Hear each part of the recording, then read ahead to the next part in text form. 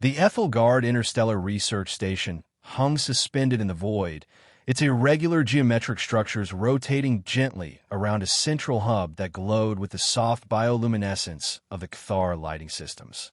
From a distance, it resembled a complex crystalline snowflake, each segment carefully designed to house environments so drastically different that they would kill most other life forms within seconds.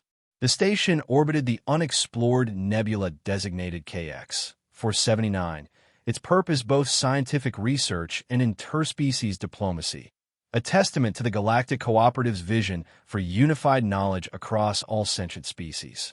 Commander Forlag's crystalline structure emitted a subtle vibration as he reviewed the final preparation reports. His xylosian physiology, based on complex isilicic compounds, required ambient temperatures below -70 degrees Celsius to maintain optimal cognitive function. The translation matrix converted his harmonic resonances into the standard communication frequency used throughout the station. The human representative's shuttle will dock in approximately 27 minutes. The translation came through the station's communication system. Security Chief Gruck, is your team prepared for the reception protocols? The enormous Gronder security chief shifted his massive, silicon-based body in what might have been discomfort. Standing over 2.5 meters tall with gray, stone-like skin covered in geometric patterns, Gruck's small, deeply set eyes narrowed slightly. "My teams are in position, Commander," he rumbled, his voice naturally deep even through the translation system. "But I must again express my reservations about this human integration. Their biological parameters are concerning." Commander Forlag's crystalline structure flickered with blue light, the xylosian equivalent of a dismissive sigh. "Your concerns have been noted and recorded 6 times in the official logs, Security Chief. The Galactic Cooperative has deemed this diplomatic mission of highest priority." "Forgive my intrusion," came a third voice, accompanied by a gentle waft of lavender-colored pollen that drifted through the environmentally controlled command center. Dr. Lyra, the station's senior xenobiologist, had entered. Her plant-like body swayed slightly, photosynthetic skin glistening under the specialized lights installed for her fluorin physiology. "But I've been reviewing the biological data on humans again, and I find their adaptability fascinating rather than threatening." Gruck's rocky features hardened further. "Dr. Lyra, with respect to your scientific curiosity, the data clearly indicates humans maintain an internal core temperature approaching the ignition point of several materials stored on this station. They excrete corrosive sodium chloride through their dermis. They require continuous intake of dihydrogen monoxide, a solvent that would dissolve Commander Forlag's cellular structure on contact. From a Class 4 death world," added Forlag, his crystalline body dimming slightly in what might have been concern. "Even by Galactic Cooperative classifications, Earth is considered extraordinarily hostile to most forms of life. High radiation levels, extreme temperature variations, substantial gravity well, toxic atmosphere with corrosive oxygen." Dr. Lyra released spores of bright violet, indicating scientific excitement. "Precisely what makes them remarkable. Their biological adaptability is paradoxical. They've evolved in conditions that would kill most sentient species, yet they've developed spaceflight and joined the cooperative. Their environmental resilience alone makes them valuable potential allies." The conversation halted as the station's system emitted a soft chime. "Shuttle ZX 427 approaching final docking sequence," announced the automated voice. Human envoy Captain Elias Vance estimated arrival 12 minutes. Throughout the station, other species were preparing for the humans' arrival with varying degrees of apprehension. The aquatic Thar had retreated to the deepest parts of their high-pressure water chambers. The energy-based Kren had intensified their void shielding. Even the normally curious Mallory engineers were maintaining a safe distance from the docking area. "I have instructed the environmental systems to prepare the humans' quarters according to Earth specifications," Forlag stated. "Though I remain uncertain if our life support systems can maintain such volatile conditions for extended periods. The temperature requirements alone are challenging," Gruck muttered. Maintaining habitable areas at nearly 295 Kelvin will require substantial power reserves. As the minutes ticked down, tension built throughout the command center.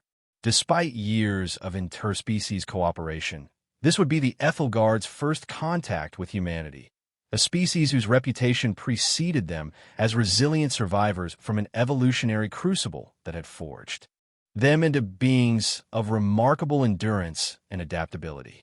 Suddenly, every display in the command center flashed red. A piercing alarm echoed through the station's communication systems. Warning: uncontrolled thermal event detected in docking Bay 7. Fire suppression protocols activated. Forlag's crystalline body vibrated with alarm frequencies. Status report immediately. Thermal sensors detecting an unidentified heat source, reported a junior officer, their tentacles working frantically across the control panels.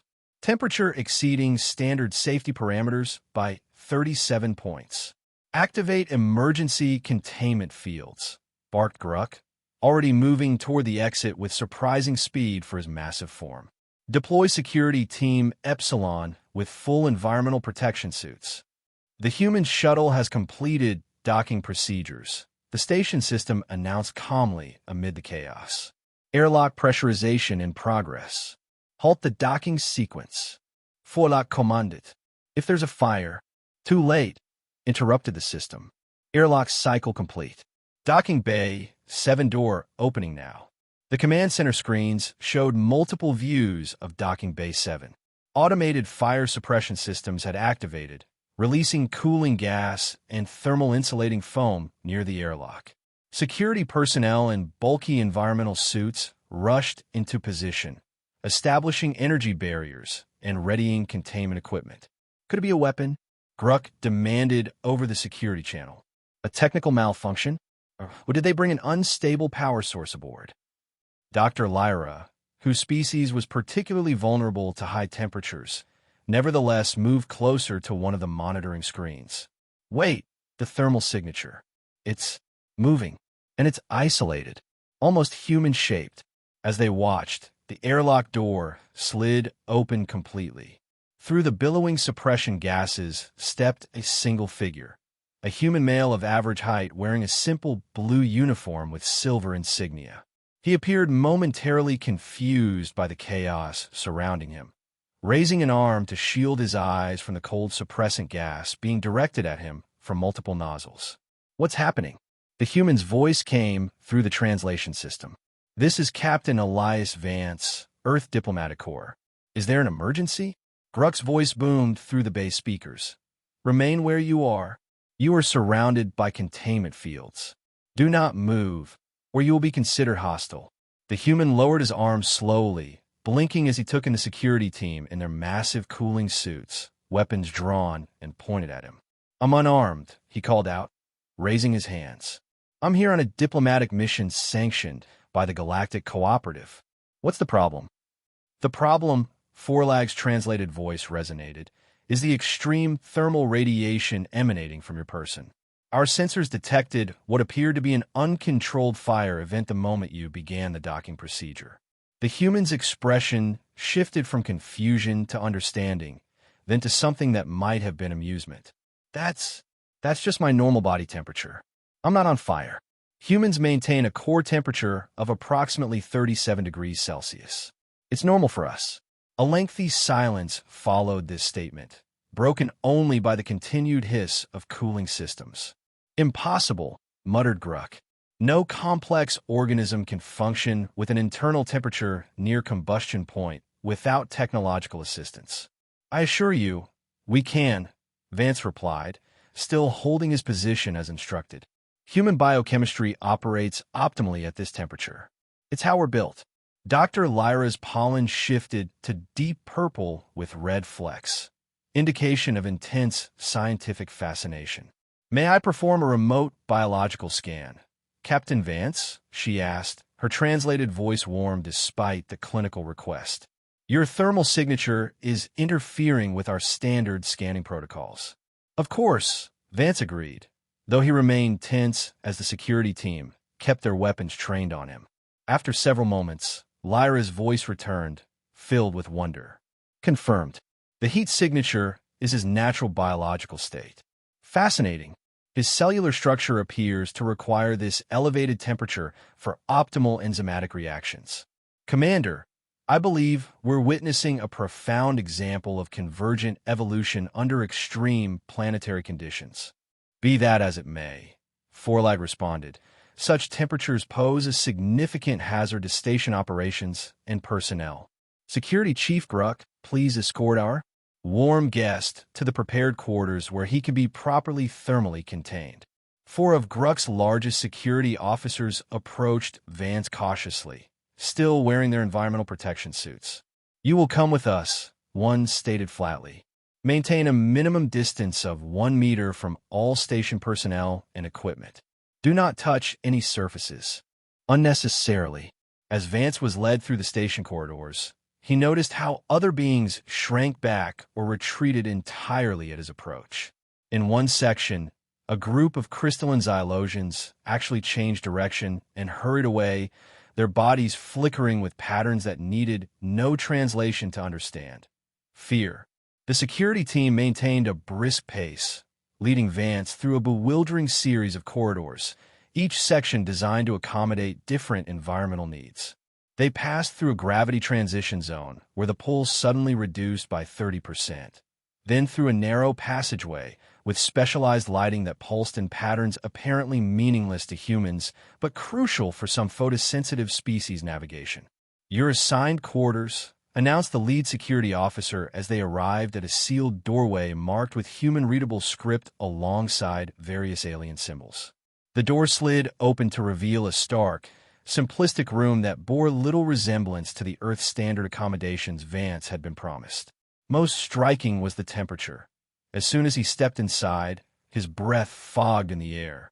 The environmental readout on the wall displayed -5 degrees Celsius.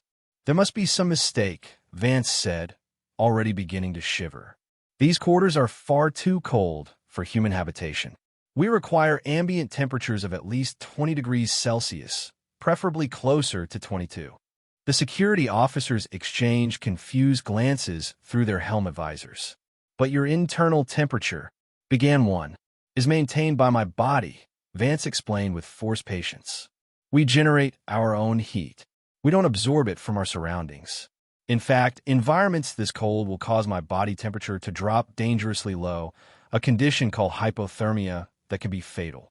More confused glances. Finally, the lead officer consulted a datapad. I will report this discrepancy to Commander Forlag. Until then, you are instructed to remain in these quarters. Security monitors are active. Attempt no interference with environmental controls.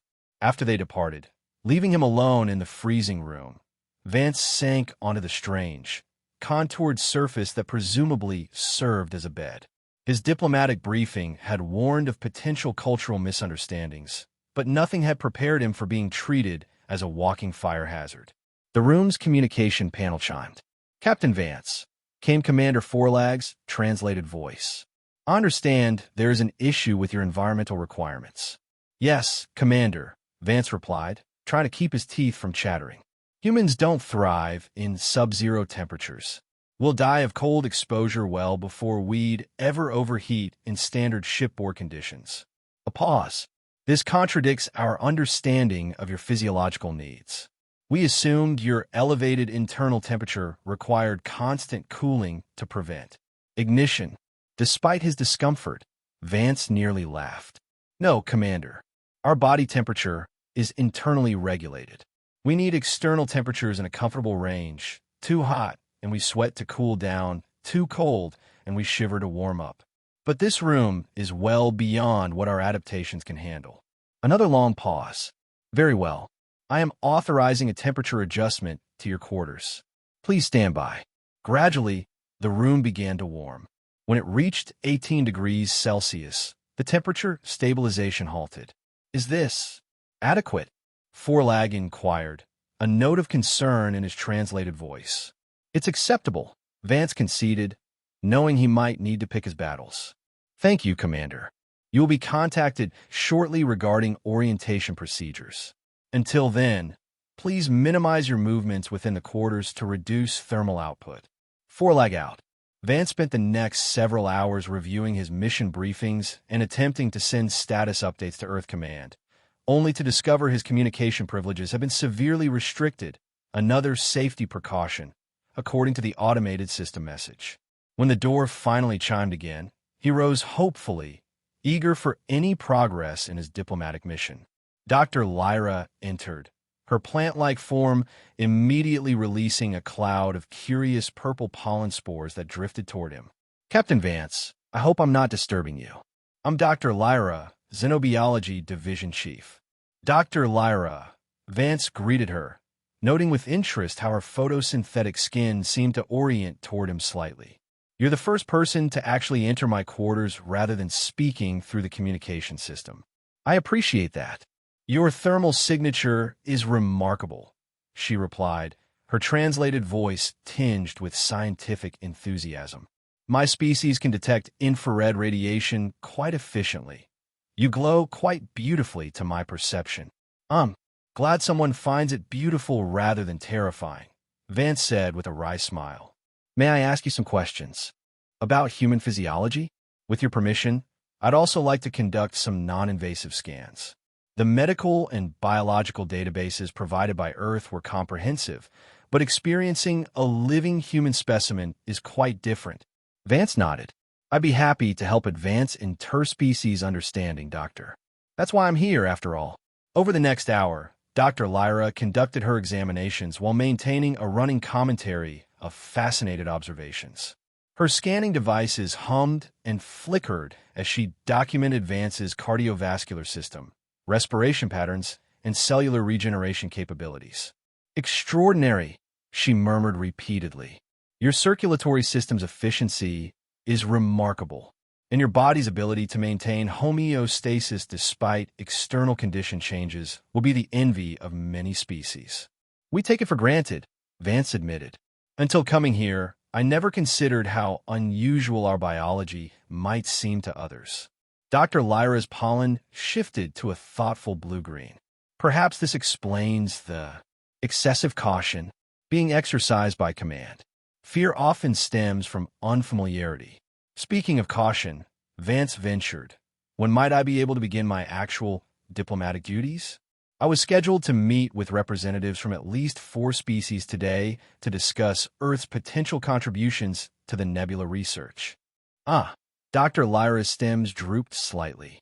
"I understand those meetings have been postponed pending thermal safety assessments." "I'm sorry, Captain. I'll speak with Commander Forlag about expediting the process." After she departed, Vance found himself alone again, restricted to his quarters except for brief, heavily monitored excursions to specific meeting rooms where he was invariably kept at a safe thermal distance from other beings.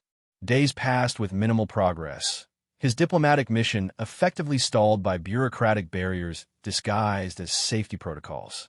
On the 5th day, the first incident occurred. The Kthar water filtration system experienced an unexpected malfunction, causing a brief but concerning fluctuation in pressure that nearly injured 2 engineers. The following day, a power surge disrupted the Kryn energy stabilization field, forcing several of the consciousness energy beings to retreat into protective stasis. By the 8th day, when the Xylosian auxiliary cooling system reported intermittent errors, rumors had begun spreading throughout the station. Vance became aware of these incidents primarily through Dr. Lyra's visits and the increasingly cold behavior of his security escorts. The correlation was clear.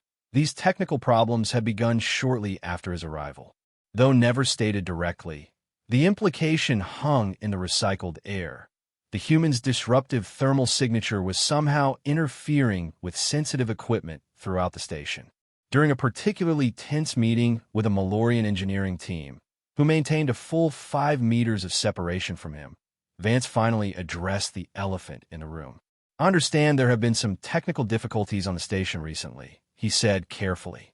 "I want to assure you that human thermal emissions are not capable of disrupting systems through barriers or at a distance. We don't emit any form of radiation beyond normal infrared heat, which dissipates rapidly and is easily shielded. The lead Malorian engineer, a squat, six-limbed being with metallic skin, fluttered their communication appendages nervously. With respect, Captain, we have never had a prolonged presence of any species with your thermal profile aboard the station. The temporal correlation is difficult to dismiss. Correlation isn't causation, Vance countered. Perhaps I could review the technical specifications of the affected systems? My background includes engineering certification. I might be able to offer insights. That won't be necessary, came Gruck's rumbling voice as he entered the meeting room. In fact, this meeting is concluded. Captain Vance, you're to return to your quarters immediately. On whose authority?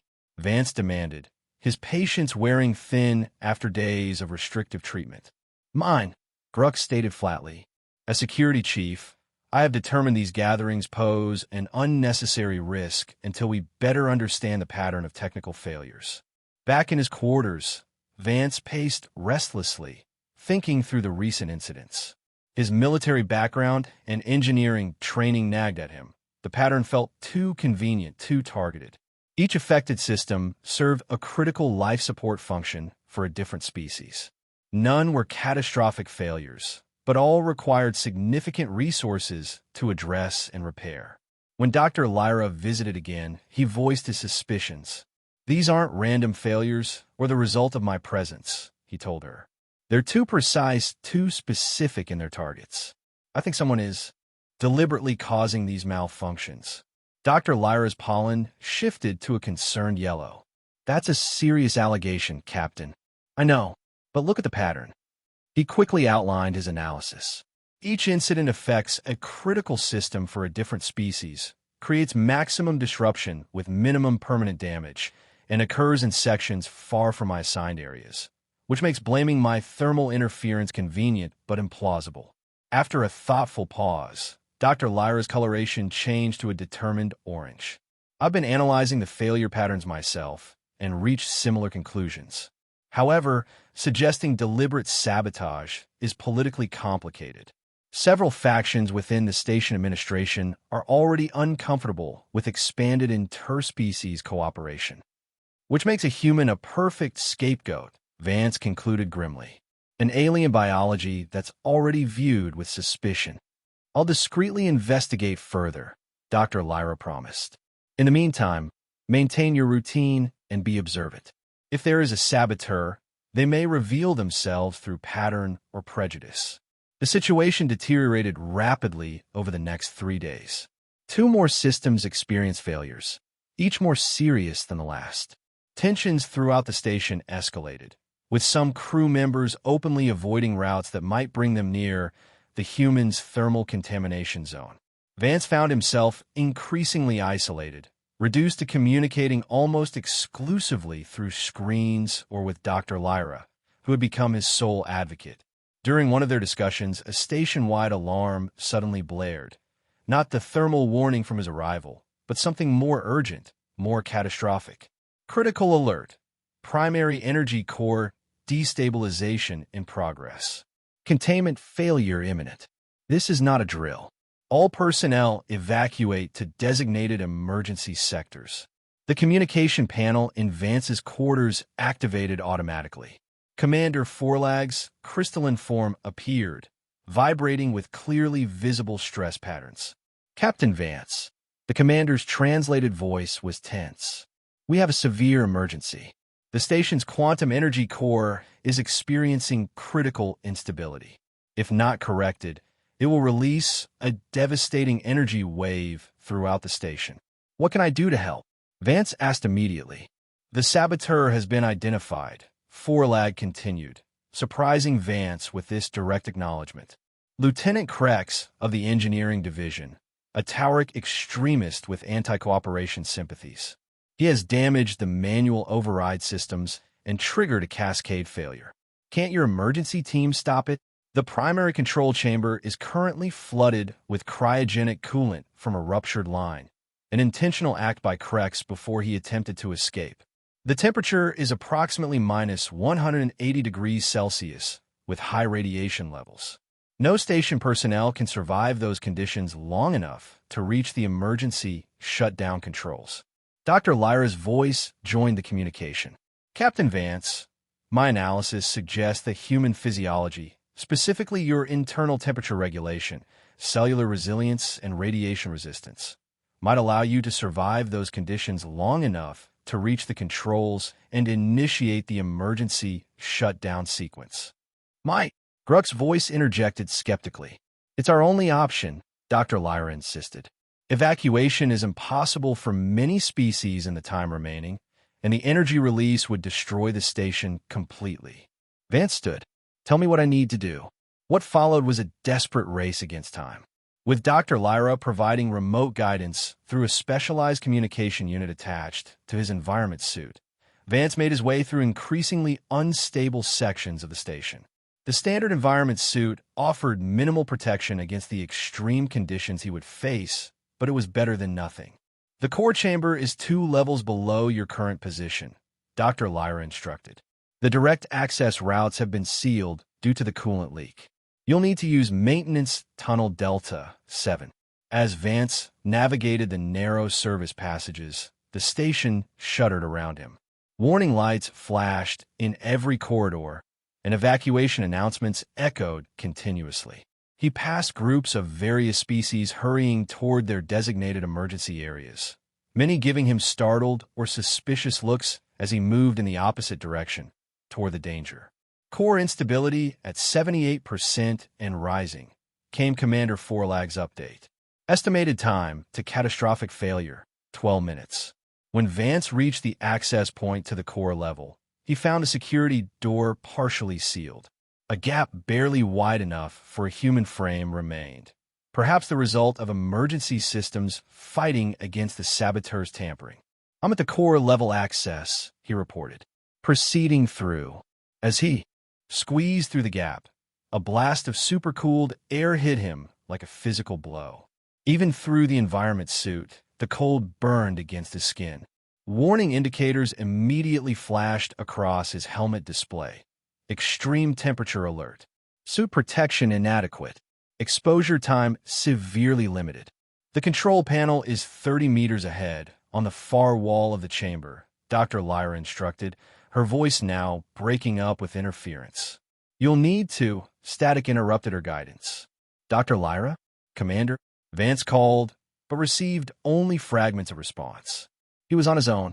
The core chamber was a cathedral of technology, dominated by the massive quantum energy matrix at its center, a column of swirling, prismatic energy now pulsing erratically with dangerous flares of radiation. The floor was covered in a layer of frozen coolant that cracked under his boots. His breath came in painful gasps as the suit struggled and failed to warm the air he was breathing. Each step forward became increasingly difficult. The cold penetrated deeper, making his muscles seize and his thoughts slow. Frost formed on his helmet, both inside and out. The suit's temperature gauge dropped precipitously, and warning alarms blared in his ears. He was halfway across the chamber when a movement caught his eye. A figure lunged from behind an equipment bank. Lieutenant Krex, the saboteur, wearing a specialized cold protection suit far superior to Vance's. The Toric's 4 arms wielded what appeared to be a maintenance tool, now repurposed as a weapon. No closer, human. Krex snarled, his translated voice distorted by the chamber's conditions. Your kind doesn't belong here. None of you belong in spaces that aren't yours. The cooperative's unity is contamination. Vance's cold-numbed mind struggled to formulate a response, but his military training took over. He feinted left, then dove right, as Krex swung the improvised weapon. The extreme cold made the movement agonizing, but Vance's higher body temperature gave him one advantage. His joints and muscles, though painfully cold, hadn't seized completely as would happen to most of the station species in these conditions. The struggle was brief but desperate. Hampered by cold and an inferior suit, Vance nevertheless managed to disarm Krex, using the Toric's own momentum against him. A final desperate grapple sent Krex sliding across the frozen floor, away from the control panel. Core instability at 92%, announced an automated system. Catastrophic failure imminent. Vance staggered to the control panel, his fingers nearly too numb to operate the emergency sequences Dr. Lyra had quickly taught him. The skin of his hands stuck to the metal surfaces of the controls, tearing painfully as he worked. Each breath felt like inhaling shards of glass as the extreme cold damaged his respiratory system. Following the memorized sequence, he activated the quantum field dampeners, then initiated the emergency containment protocol. The system requested confirmation, a final failsafe that required a precise input code. With fingers that barely responded, Vance managed to enter the sequence. The swirling energy in the core column began to subside, its chaotic pulses gradually stabilizing. Emergency containment successful, announced the system. Core stabilization in progress.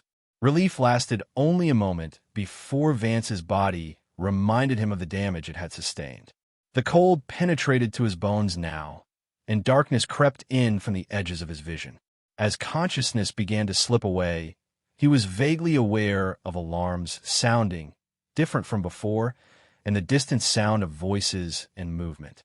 His last sensation was of being lifted, moved. Then darkness claimed him completely. Vance's return to consciousness came in disorienting fragments. Warmth, voices, the sensation of lying on a soft surface. When he finally managed to open his eyes, he found himself in what appeared to be the station's medical bay, surrounded by unfamiliar equipment adapted to human physiological needs. "He's awake," came Dr. Lyra's translated voice, her plant-like form leaning into his field of vision, pollen shifting through shades of relieved blue and green. "Captain Vance, can you hear me?" "Yes," he managed, his voice raw. "The station. Secure, thanks to you," came Commander Forlag's voice. The crystalline being moved into view, its structure now pulsing with calm, measured frequencies. "You successfully stabilized the core and prevented catastrophic failure." "Corrects. Captured and in isolation," rumbled Gruck's voice from somewhere to his right. "His extremist cell has been under investigation by cooperative intelligence for some time, though we had no idea one had infiltrated our station." Vance tried to sit up, but found his body unwilling to cooperate fully. "How bad is it?" he asked, noting the medical monitoring devices attached to him. "You suffered severe hypothermia, frostbite damage to your extremities, and radiation exposure," Dr. Lyra explained. "By all medical knowledge of human physiology, you should have lost consciousness much sooner than you did. Your survival instincts and physiological resilience are remarkable." "Your elevated body temperature," Commander Forlag added, with what might have been a note of embarrassment in his translated voice, "provided critical minutes of functionality that saved this station and all aboard it." Vance managed a weak smile. "So, I'm not a fire hazard anymore?" An awkward silence followed, broken by Gruck's rumbling voice. "Your biological parameters remain unusual, but we now understand they are assets rather than threats." "I was incorrect in my assessment." Coming from a security chief, this approximation of an apology seemed significant. Commander Forlag's crystalline body shifted in what Vance was beginning to recognize as discomfort. "Captain Vance, on behalf of the Ethel Guard Station Administration, I formally apologize for the reception you received and the restrictions placed upon you. We allowed fear of the unknown to override scientific objectivity and diplomatic protocol." "Apology accepted, Commander," Vance replied. "Cultural and biological misunderstandings go both ways. I'm sure I'll make plenty of my own as we learn to work together." Over the following weeks, as Vance recovered in the medical bay, he noticed a marked change in the station's atmosphere. The security escorts remained, but were now presented as cultural liaisons rather than guards. Access restrictions were gradually lifted, and the temperature in common areas was adjusted to a compromise setting comfortable for most species, including humans. Dr. Lyra became a frequent visitor, her scientific curiosity now tempered with genuine friendship. She shared her preliminary report on human physiology, which had apparently caused quite a stir in xenobiological circles throughout the cooperative.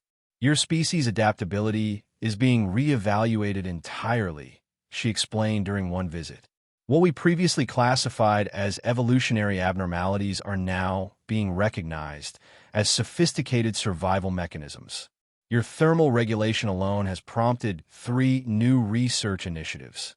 Even Gruck, still formal and somewhat distant, demonstrated a grudging respect in his interactions with Vance. During a security briefing, the massive Gronder actually took a seat directly across from him, a stark contrast to the enforced distances of earlier meetings. Your tactical response in the core chamber was effective, Gruck acknowledged, the closest he seemed capable of coming to a compliment. The Cooperative Security Council has requested my assessment of potential human integration into mixed-species security teams.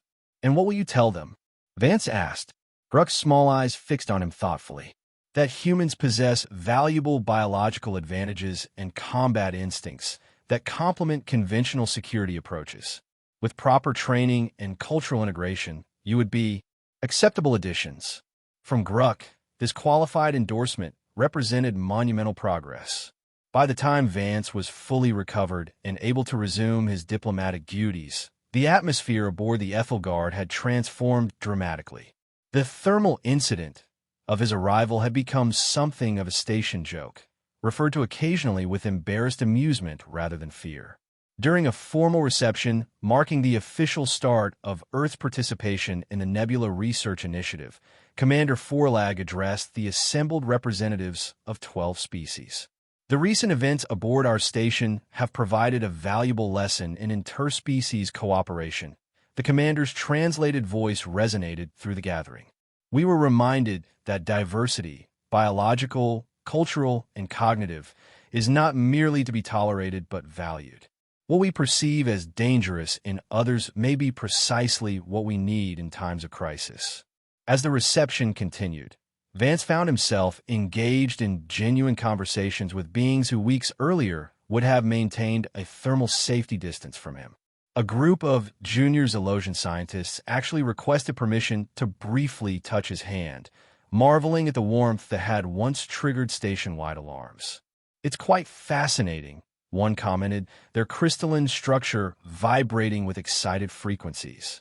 Your thermal signature feels regenerative rather than destructive when experienced directly. Later, Vance found himself standing with Dr. Lyra and Gruck, watching the diverse gathering of species interacting with increasing comfort. Who would have thought, Vance mused, that being mistaken for a fire hazard would eventually lead to this? Dr. Lyra's pollen shifted to amused orange tones. In scientific terms, it was an error that led to greater understanding. The best kind of error, really. Gruck rumbled what might have been his version of a chuckle. If you humans ever tire of diplomacy, I could use officers who maintain operational capability in cryogenic conditions. As the gathering continued around them, Vance reflected on the journey from isolation to integration. The Ethelgard continued its mission of research and cooperation, but with a deeper understanding that true unity came not from emphasizing similarities, but from recognizing how differences could become strengths when properly understood. His dangerous human heat, once feared, had become just another facet of the station's diverse biological tapestry, and in the right circumstances had proven to be exactly what was needed. To differences, Vance proposed, raising his glass in a human toast. To differences, echoed Dr. Lyra, and, after a brief hesitation, even Gruck, their varied physiologies united in a moment of genuine understanding.